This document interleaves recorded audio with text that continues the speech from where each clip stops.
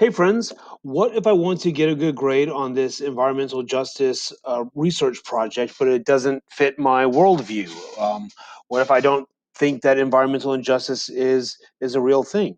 Remember, that's fine. From the jump, I'm scrolling down here. This is the doc that's on the waiting for in the Google Classroom. From the get-go, I know it's at the bottom of the document, but it's highlighted in blue, and you got your all caps. You could refute any case of alleged injustice if you think that um, environmental injustice isn't really a thing. You're allowed, invited to poke holes in that.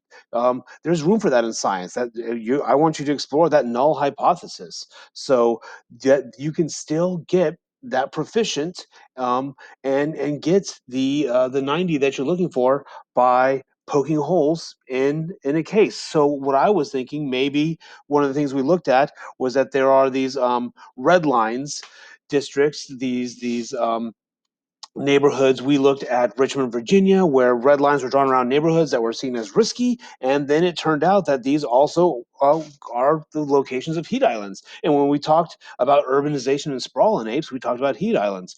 Well, what about over here? Here's a red line. Can you see it? It's kind of off the screen here. Here's a red line neighborhood that isn't a heat island. Or what about maybe you find me some a neighborhood that isn't economically depressed but is still very, very hot, and they feel those heat island effects and the human health impacts that go with it. Again, you kind of don't have to go off that much. If you want to get it proficient, all you would have to do is just say, going to my rubric, that the APES unit, the College Board unit, would be land and water use. You don't even have to talk too much about heat islands, but we did talk about urbanization and sprawl. So remember, at any time, that's why it's in parentheses, injustice. This doesn't have to be, you don't have to talk about injustice. Tell me how, poke a hole and tell me that, yeah, there actually is somehow equitable sharing among demographics of environmental quality, air quality, water quality, infectious disease, ability to fight that off. So at any point, tell me how there isn't injustice, that there's equitable, equal sharing of the benefits, the ecosystem services of nature.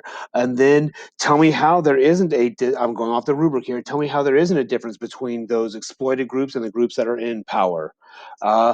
So again, you'll do that with numbers. Science and math is the language of science. So give me a data table, make me a bar graph like I showed you, and you can still get that proficient. And then finally, give me your .org or .gov. You it'll be easy to get a mastery. You can, just like anyone else, you can get a mastery by changing those into MPA formats and by going off on the APES unit. Again, I'm talking about if you want to get that 100, if you want to get that mastery. Here's a part where I might want to um, pull me into your breakout room so we can talk about this, because on these two middle criteria, it might be difficult to get a mastery as the way the rubric is written now. Maybe that's a fault of the rubric, but I can work with you on that if you're going for that 100. But remember, the upshot is, uh, at no point am I going to discriminate against your personal world belief. I just want you to get that 90 and get the school year behind us. Follow the rubric, still same rubric on that proficient level, that 90 level, and show me how there isn't environmental injustice, how there is equity across the board for demographic groups based on race, tribal status, immigration status, LGBTQ identity, gender identity, religion. Show me how it's equitable. Poke holes in this whole idea.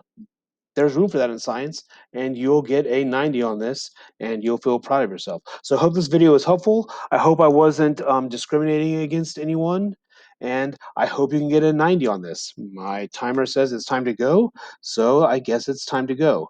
Bye. Boop.